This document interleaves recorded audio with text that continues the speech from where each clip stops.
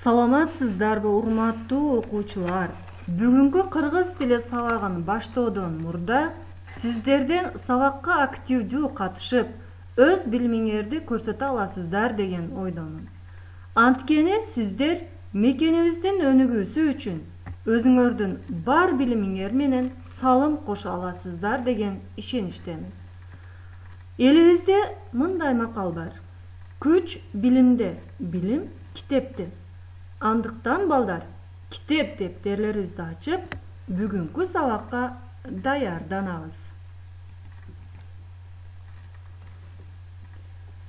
Бүгүнкү сабагыбыз кыргыз тили. Сабакта өтүлүүчү жаңы темабыз багыныңкы байланыштагы татаал сүйлөмгө коюлуучу тыныш белгилер.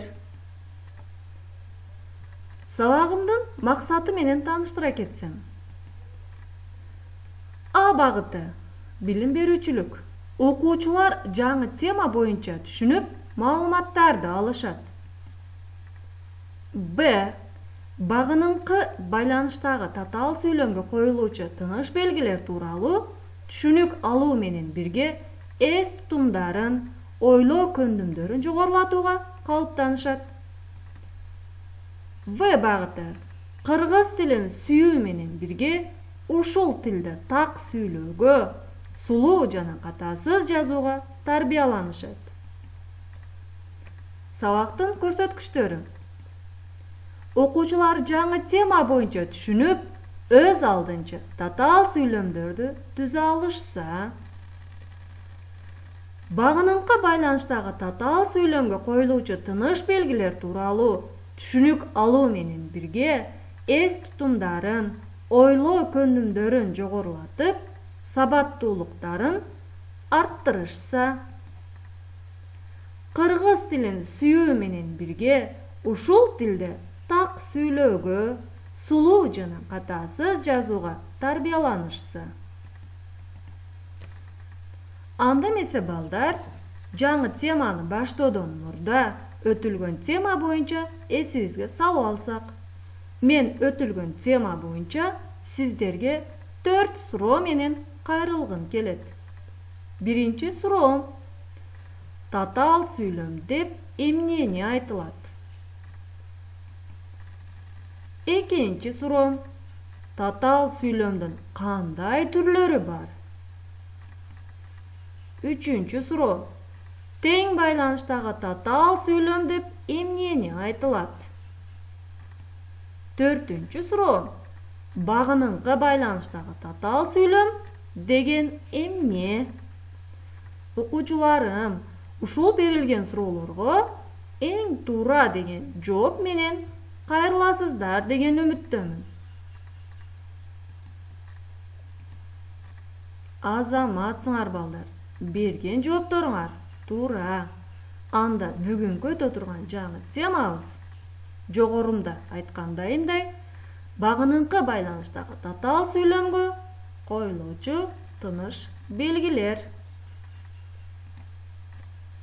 Окуучулар, мен сиздерге жаңы теманы түшүндүрүүдөн мурда багыныңкы байланыштагы татаал сүйлөм боюнча кыскача эсиңерге салып кетким келди.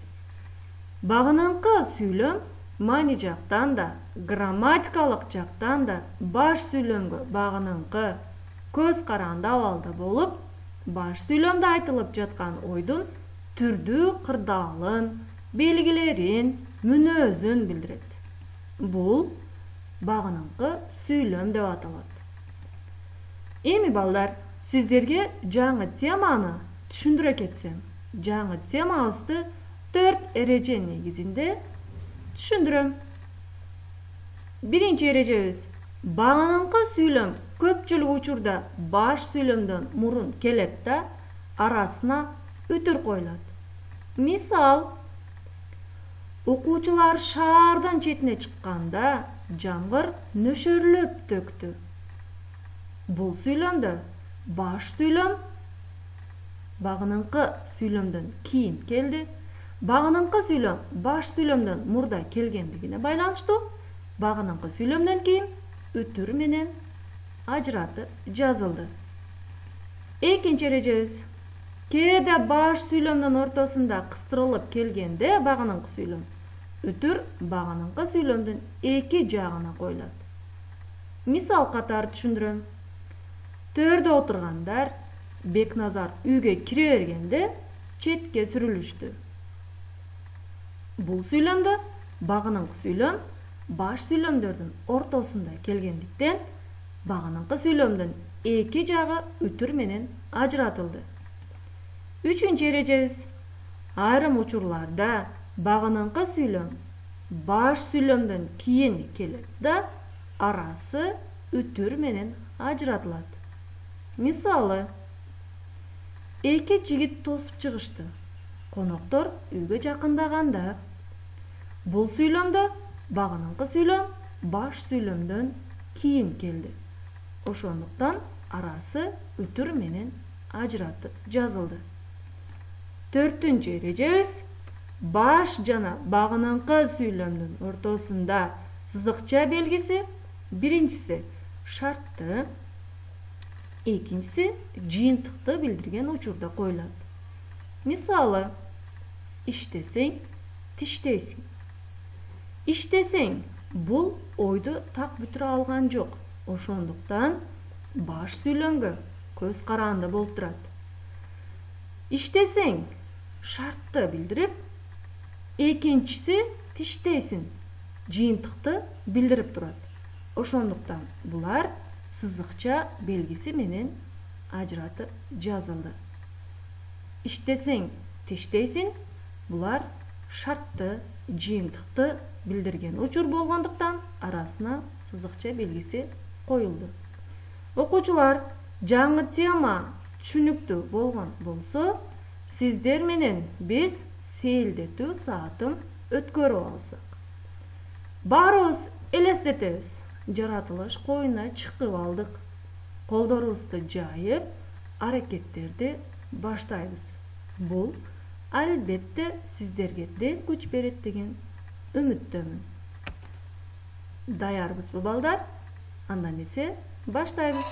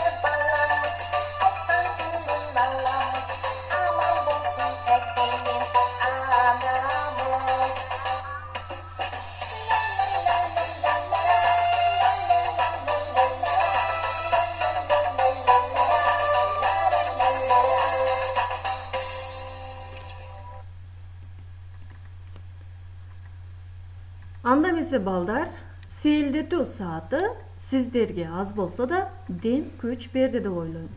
Демек окуучулар, жаңы тема түшүнүктүү болгон болсо, китеп боюнча 162, 163 көнүгүүлөрдү аткара аласыздар.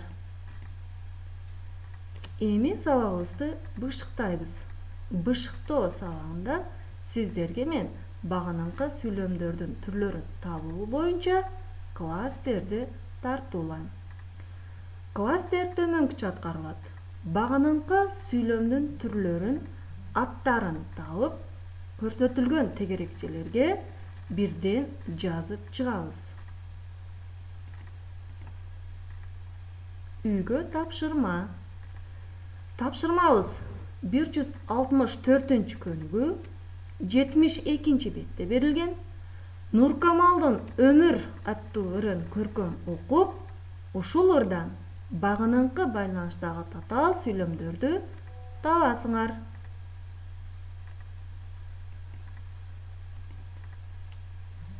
Ошону менен бүгүнкү кыргыз тили сабагыбыз аягына жетти. Көңүл бурганыңыздар үчүн чоң рахмат. Саламатта калыңыз.